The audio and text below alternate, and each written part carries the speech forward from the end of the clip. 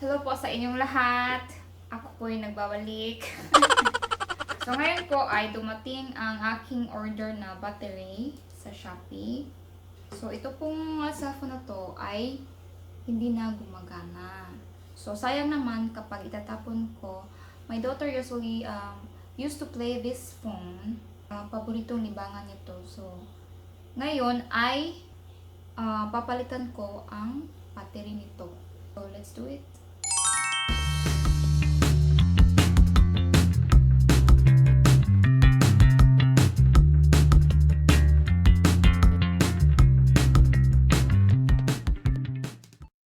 Tingnan natin kung ito ay gagana. So, here's my Shopee order.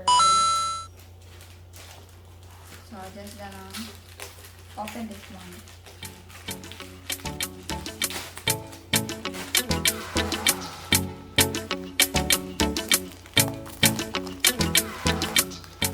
So, actually, I ordered 2 batteries kasi dalawang cellphone ang nasira ng anak ko. So, bubuksan po natin siya. I-unscrew po natin.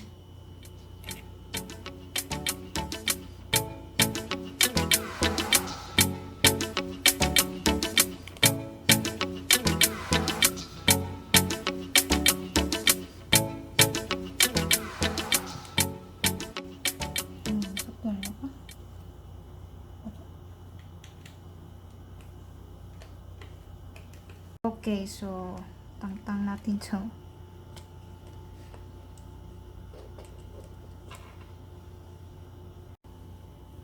So nakikita nyo to, itong old battery na to ay tatanggalin natin at papalitan ko ng new.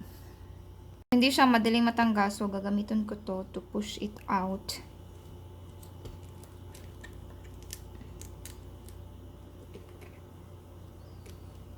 Okay.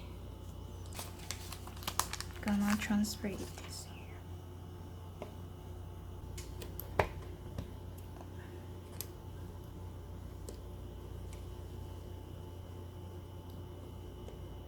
Okay. So, ibalik natin ulit yung ating screws.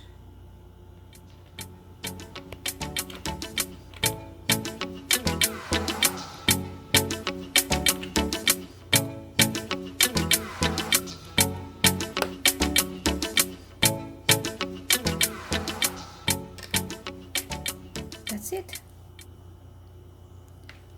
Ngayon ay napalitan ko na ng bagong battery yung cellphone na to.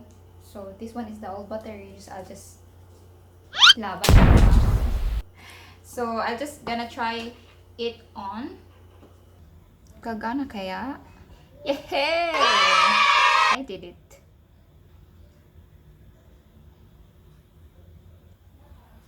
Tada!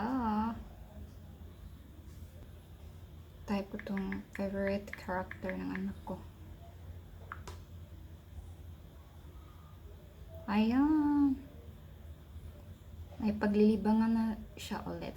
So, itong cellphone na to is ang tagal nang ginagamit ng aking anak para sa kanyang libangan. So, as we parents, or tayong mga magulang talaga, gusto nating makatipid. Especially on such things like this.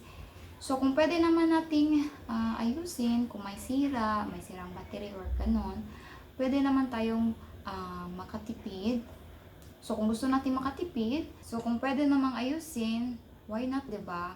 Sayang naman pag itatapon lang yung gadget, diba? So, that's it. Tanaya, come here. I fixed your phone already.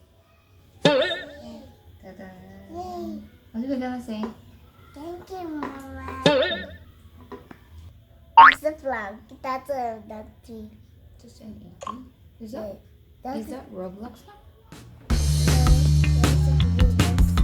No, that's a blue monster. Mungo?